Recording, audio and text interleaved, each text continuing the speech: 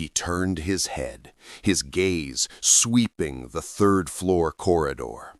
The mist and the rustling were still there, but no illusions attacked. They were waiting. Elias looked at the lock. For the first lens, videre, he needed a real object from the mansion. He recalled Evelyn's room, the 3 perfectly fresh hydrangeas. They were the only physical truth, unrotted. Elias couldn't go back to Evelyn's room, but he could use their image. He placed his finger on the first lens, concentrating on recalling the shape, color, and the very absurdity of those fresh flowers. Click! A small sound. The first lens rotated and locked into place. Now the second lens, prevedere, to foresee, an image from the weave. The shadow weaver was always trying to show him horrors. He needed a glimpse of the horrific truth of Blackwood. He quickly flipped back through the liber tenebrae. He found a drawing in red ink depicting a tall, thin figure weaving threads from pale, smoke-like souls. That was the shadow weaver itself. This drawing was a prophecy of the curse. He placed this page over the second lens. Click! The second lens snapped shut. The final lens, sentire, to feel. He pulled out Evelyn's sketch, 3 white hydrangeas shimmering like dew. He placed the drawing over the lens. Crash! Not the sound of a lock, but of metal being ripped apart. The lock shattered, revealing a tear-shaped keyhole. The tower door slowly opened, revealing a dark, winding stone staircase plunged into shadow. You unlocked the physical lock, but your sight is already choked. The soundless voice echoed, this time closer, as if right next to him. Elias stepped inside, lighting a new candle. The staircase to the tower was narrow and steep. His every step was an effort against the fear. The illusions began. As he climbed, the stone walls began to stretch and distort. They were no longer straight, but curved like vertebrae, weaving a horrific geometric web. Elias felt dizzy, as if he were falling rather than climbing. He heard whispers from the stone cracks, hundreds of voices in a chaotic din, incomprehensible. But one voice stood out. You saw Evelyn locked away. You will be locked away too. There is no way out here. Elias tightened his grip on the sketch. He remembered Alastair's words, "It cannot see what is hidden in creation." He closed his eyes. Physical sight was unreliable. He only trusted his inner feeling. He continued to climb, imagining himself stepping on solid stairs in the library. When he opened his eyes, the staircase had stabilized, but the air was colder and the scent of rotting lily of the valley was pungent. The weaver was close. Finally, he reached the tower summit. The top room was small, circular, with wind whistling through the cracks. In the center of the room was a large marble pedestal. On the pedestal was a massive brass observation device resembling an ancient telescope, but not pointing toward the sky. Instead, it was aimed at a concave mirror installed on the opposite wall. This was the projection machine of Silas Blackwood. It was designed to look into the shadow weaver's weave. Elias stepped closer. The light from his candle was drawn into the concave mirror, creating a three-dimensional image suspended in the air. The image was a nightmare. It was not an image of the future or the past, but a cross-section of the unseen weave. He saw Evelyn Blackwood, but not in flesh. She was a blurry figure, trapped in a giant spider web woven from dark matter. She was desperately trying to grasp a silver thread slipping from her hand. More horrifyingly, he saw himself in the image. He was a new figure woven into the weave, hanging beside Evelyn, his face covered in black silk and emptiness. Fear rose up, strangling his heart. This was not just an illusion, it was a prophecy of what would happen if he failed. "Look, Elias Thorne, you are mine. Your thread will make the weave perfect," the shadow weaver whispered, its voice now almost a soft groan. Elias felt his body paralyzed, his vision fixed on the horror. He knew if he looked any longer, he would willingly surrender his mind to the void, and his thread would be severed. He grabbed the hydrangea sketch. "Videre! Pray videre! Sentire!" he yelled, forcing his mind to remember the three oaths. He placed the sketch on the concave mirror. The drawing didn't cover the entire surface, but the moment it touched, the three-dimensional image of the unseen weave shuddered violently. The pure white light from the three hydrangeas radiated out, not as physical light, but as a spiritual shockwave. It cut through the dark illusion, resisting the desperate and malicious gaze of the weaver. The images of Evelyn and himself in the web melted like wax. When spiritual truth clashed with the weaver's deception, the illusion broke. As the image vanished, an object hidden within the marble pedestal was revealed. It was a small, pitch-black stone, shaped like a twisted nut, engraved with the spider eye symbol. This was the primal knot of the Oath of Sight. Elias picked up the stone with trembling fingertips. The moment he touched it, he felt a jolt of frigid energy run up his arm, and for a brief moment, he felt Evelyn's presence, a weak, warm spark, like a thank you. "You accomplished half of what I failed to do. 2 more knots. Hurry, Elias.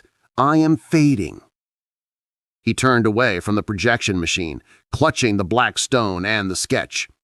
He had destroyed the first oath and found a new clue. A part of Evelyn's consciousness still existed in the weave. But his success infuriated Blackwood. A growl resonated from the base of the tower. It wasn't a groan or a whisper, but a deep, guttural, animalistic sound of rage. The spiral staircase beneath Elias suddenly vanished. Not an illusion. The stone steps had melted into a block of black, viscous matter, and from that matter, gaunt, shadowy arms began to reach up, clawing at the air. The Shadow Weaver was no longer using illusions, it was manipulating the physical matter of the house. Elias was trapped at the tower summit. He had to find another way down, and he had to hurry to the music room to find the Oath of Hearing. He looked out a small window. Far away were the Scottish hills shrouded in mist. There was no hope of external help. Elias had only one option: the curtains. He tore the heavy, rotten fabrics from the window frame, loosely tying them together to form a makeshift rope. He knew this was an act of madness, but the madness of the Shadow Weaver had driven away his fear. He tied the end of the rope to the brass telescope, pulling it tight. He looked down. 3 stories below him, the physical darkness was crawling up. He slid down. The moment he landed on a secondary stone roof, the curtain rope snapped above him. He had escaped by a hair's breadth. He ran along the rooftop, heading toward the west wing of the mansion where the music room was located. The house was no longer a refuge. It was a living creature trying to crush him in its black threads. Elias gasped for breath on the cold rooftop. The Highland wind screamed, but the wind could not drown out the angry growl of Blackwood from below. The mansion was like a giant stone monster, and Elias was just a parasite trying to pierce its heart. He quickly ran along the roof, clinging to the stone chimneys. He looked down into the west wing, where the music room was. He found a broken skylight leading into the west wing's attic. He cautiously climbed in.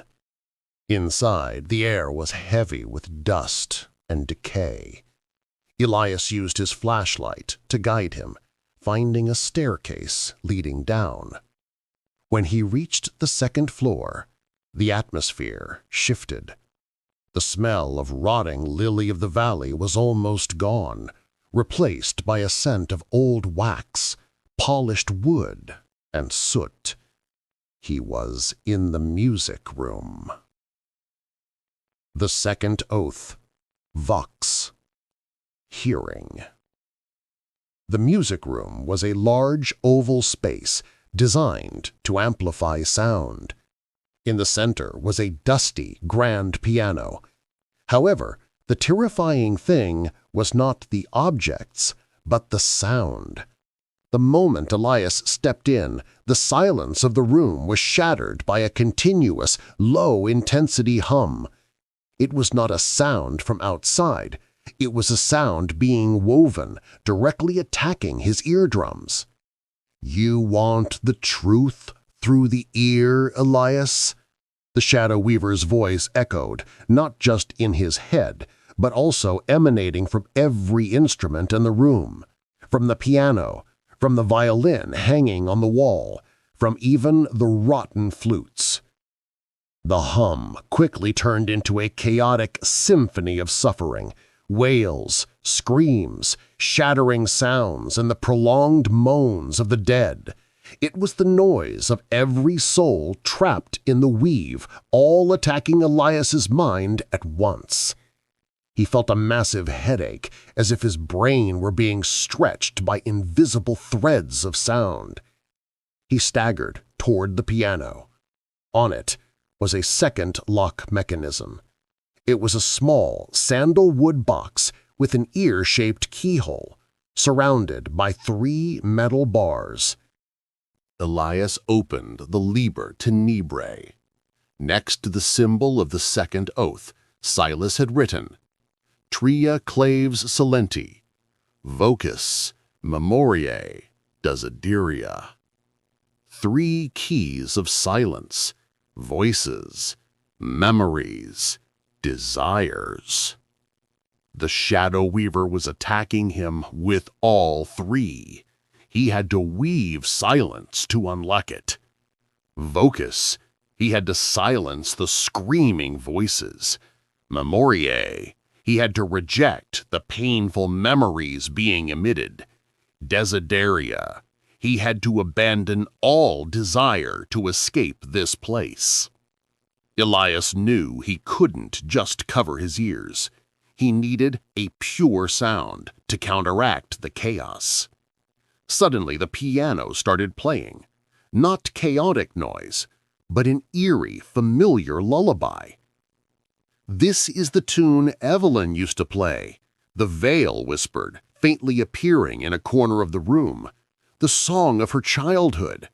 It is time to remember lost innocence." The sound was the most subtle trap. It didn't cause pain, but it invited surrender. Elias felt hot tears rolling down his cheeks. He remembered home, remembered what he had left behind. "No!" Elias gritted his teeth. "That is the Blackwood curse. It is not a real memory." He grabbed the hydrangea sketch. purity, truth. He remembered Alastair's last line. Silas hid the knot. It is not in the cellar. It is in the core where he created the rift. Elias took out the first primal knot, the small black stone from the tower. He placed it on the first metal bar of the lockbox. Vocus were blocked. The screaming vanished, leaving only the piano lullaby. Elias looked at the sketch. He placed it on the second metal bar, representing Memoriae. He used Evelyn's spiritual truth to counter the false memory. Zap! The white light from the hydrangea flared. The piano sound was savagely cut off. The room fell into absolute, painful silence. This silence was more terrifying than the noise. It was the void that the Shadow Weaver craved. Desideria, Elias had to abandon all desire to escape this place. He had to accept this silence. He closed his eyes. He didn't think about escape, didn't think about Evelyn, didn't think about himself. He thought about the structure of Blackwood, the liber tenebrae, the dry facts. He placed his finger on the third metal bar. By accepting the silence of truth, he abandoned the desire of deception. Click! The lockbox opened. Inside was the second primal knot, a twisted black jade mass, still bearing the spider eye symbol. "You have woven your silence," the Shadow Weaver whispered, now weaker, "but you cannot avoid my touch."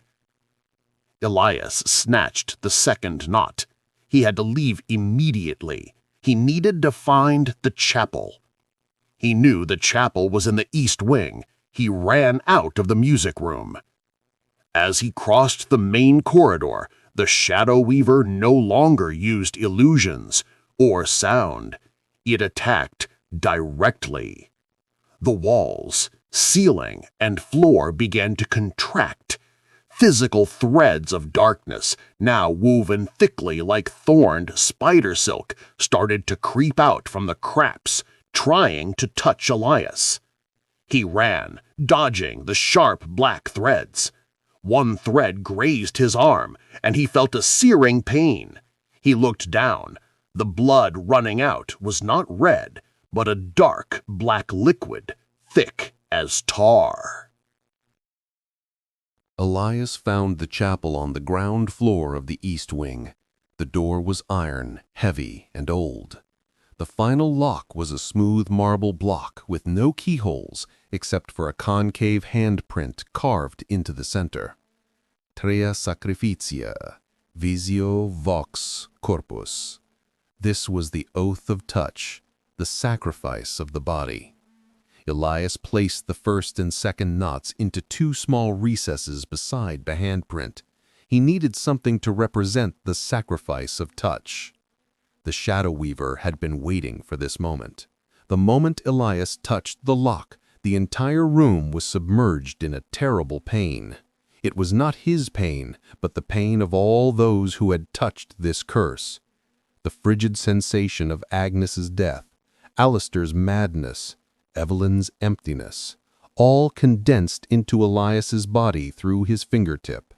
He felt his body distorted, flesh torn, bones crushed.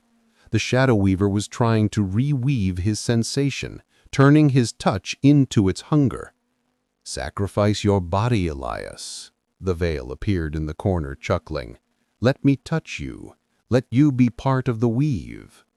Elias couldn't scream, couldn't think. He was overwhelmed by the bone-deep agony. But through the pain, he looked at the hydrangea sketch, Evelyn's thread, purity. He remembered Alastair. "I will take their suffering, and in return I will see the light of the future." Silas had exchanged his touch for sight. Elias knew he couldn't sacrifice his body, because the Shadow Weaver would take it. He had to offer what cannot be touched. The reciprocity. Elias used his last ounce of strength, clenching the first and second knots, and slammed them hard onto the handprint on the lock. There was no explosion. Instead, a warm feeling spread from the lock, pushing back the frigid pain. And then, black blood flowed from the raw wound on Elias's arm, dripping onto the handprint. Crack! The handprint popped out. Inside was a small piece of shattered mirror, wrapped in black threads. This was the third primal knot. It wasn't a stone. It was a small distorted reflection, representing the touch of Silas's twisted truth. Elias picked up the mirror shard. Immediately, the 3 knots in his hand began to vibrate, emitting a cold light. "You did the impossible." The Shadow Weaver's voice was now only a weak hiss. "The core is not for you. The core is mine." The wall behind the lock cracked open, not through violence, but through transformation. The stone wall split, revealing a deep, pitch-black vault. Elias had found the core. He looked at the 3 primal knots. First knot, sight, twisted stone, distortion of vision. Second knot, hearing, coiled jade, compression of sound. Third knot, touch, shattered mirror, fractured reflection. All were distorted truths. He had to reweave them into Evelyn's pure truth. Elias stepped into the core, the door automatically closing behind him. He lit a final candle. The room was narrow, deep, and in the center was a pedestal of black basalt stone. On the pedestal was an ancient rusty loom, still intact, and on it a black fissure, taller than a man, was swirling like a miniature cosmic vortex. This was the rift that Silas had opened, and the Shadow Weaver was hiding within it. "You have the 3 knots, but you don't know how to weave," the Shadow Weaver groaned, its voice thin as spider silk. Elias looked at the loom. He took out the 3 primal knots, and in his mind, Evelyn's voice resonated. "Not with power, Elias, with reciprocity. Weave my thread into it. The thread is the truth it cannot touch." Elias took out the hydrangea sketch. He placed the 3 knots into the slots on the loom, and he tore the sketch, keeping only the part with the 3 white hydrangeas. He placed that piece of paper into the shuttle slot of the machine. The white light blazed, a complete opposite of the black rift. Elias was ready for the final battle. He had woven Evelyn's truth into the curse, creating an opposing thread. Elias stood opposite the rift. It was not a gate, but a hole in reality, where black matter swirled with terrifying beauty, like a galaxy made of void. The Shadow Weaver, though weakened by the loss of the 3 knots, was still an overwhelming will, a primordial hunger. 4 fragments of the curse lay on the antique loom, the 3 distorted primal knots, and the small piece of paper with 3 shimmering hydrangeas placed in the shuttle slot. "You are mistaken, Elias Thorne." The Shadow Weaver's hiss emanated from the rift, now carrying the sound of thousands of crawling spiders. "You have woven the weak truth of man into my permanence. This light will be absorbed. Your soul will be the grandest thread." From the rift, a shape much larger than the previous illusions emerged. It was a moving, architectural mass woven from darkness. It had countless thorny black silk arms, each ending in a twisted spider eye symbol. It had no head, only a swirling center of emptiness where the rift opened to this world. The Shadow Weaver had arrived to protect the core. "Evelyn's thread is not weak," Elias retorted, his voice though trembling fueled by pure fury. "It is reciprocity. It is what you took from the Blackwood family, the ability to recognize beauty in what is true." Elias placed his hands on the lever of the loom. He didn't need physical strength. He needed will to weave. "Weave, Elias!"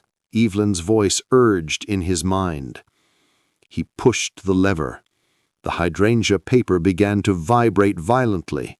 It didn't move physically, but its white light crawled up along the rusty metal lines of the loom, finding its way to the 3 primal knots. Instantly, the shadow weaver attacked. Thick, rope-like black threads shot out from the swirling center, clawing at the air, trying to reach Elias and the loom. Elias felt a terrible wave of pain wash over him, 10 times the agony in the chapel. This time it wasn't memory or body, but his soul being stretched. He saw his life flash by, his mistakes, his regrets, the loneliness of an obsessed researcher. The weaver was using those weaknesses to weave his dissolution. "You are alone. You are weak. You will be mine," the shadow weaver roared.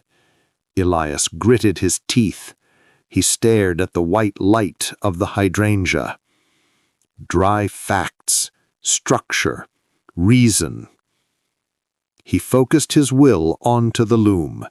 He imagined himself as an architect, correcting a fatal mistake. The white thread from the hydrangea finally reached the first knot.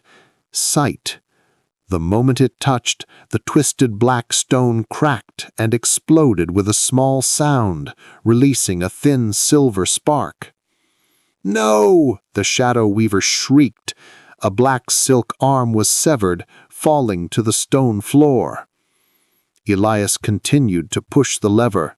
The white thread lunged toward the second knot. Hearing. The black jade mass melted like ice, releasing another silver spark.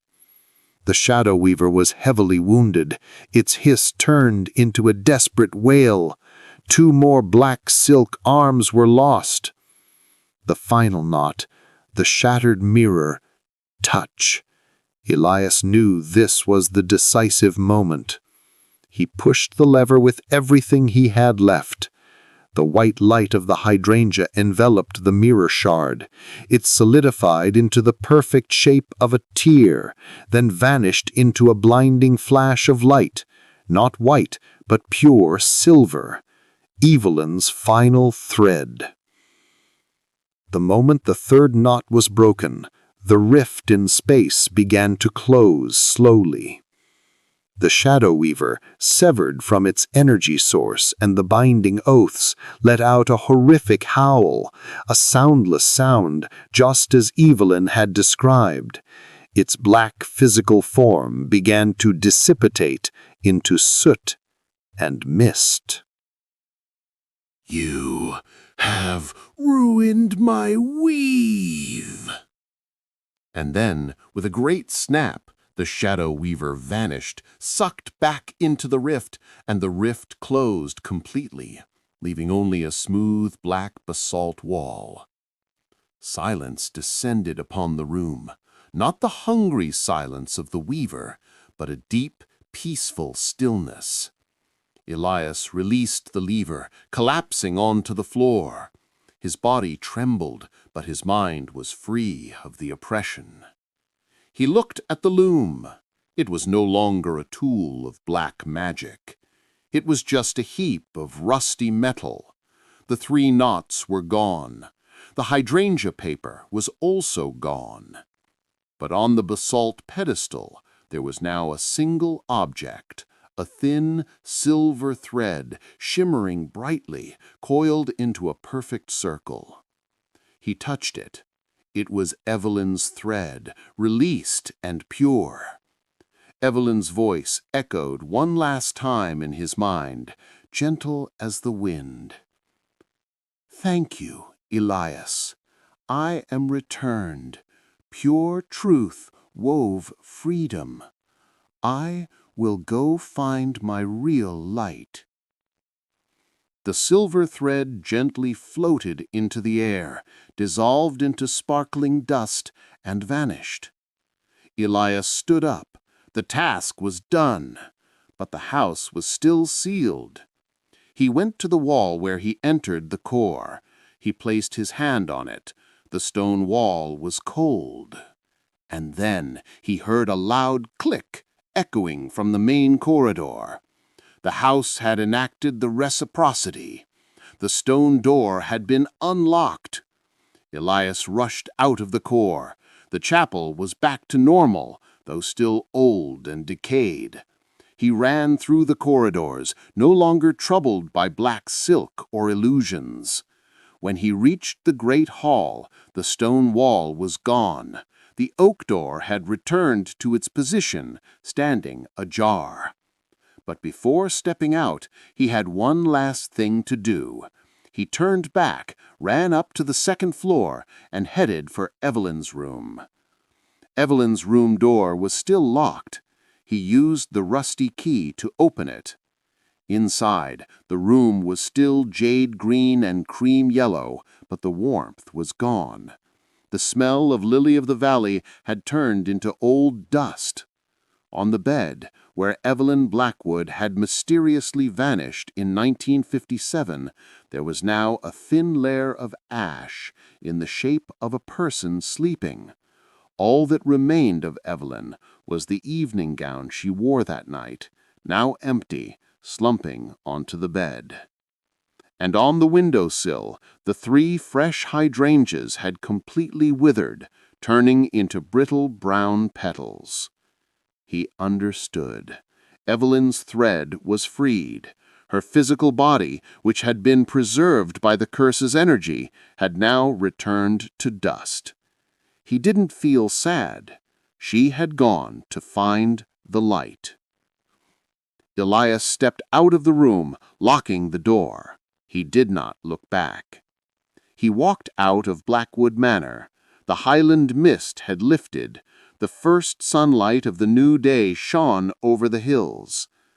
Elias Thorne, the eccentric historian, walked down the cracked gravel driveway, carrying only 2 things in his coat pocket, the heavy, rusty iron key and the Liber Tenebrae, the chronicle of the Foundation. The house, Blackwood Manor, stood tall behind him, no longer a living entity. It was just a cold, decayed, abandoned stone house, the place where the weave had been severed and the shadow weaver had been stripped of its curse. He started driving away, never to return. Elias Thorne had found the truth he sought. It was a spooky, gloomy, thrilling truth, and he was the only one alive to tell the tale of the house orphaned by light.